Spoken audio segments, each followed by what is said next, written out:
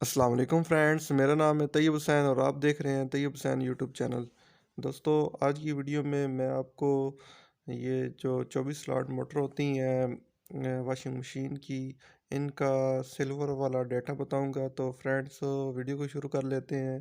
Friends, इसमें friends 8 set डालेंगे और जो इनके सेट 2 कोयल के सेट हैं और 2 कोयल के सेट में 1 से 4 और 1 से 6 पिच है इसकी। और 1 से 6 पिच पे इसमें टर्न दी गई है 170 और 1 से 4 पिच पे इसमें टर्न दी गई हैं 90 टर्न। और इसके जो कनेक्शन है वो 1 से 3 कनेक्शन है।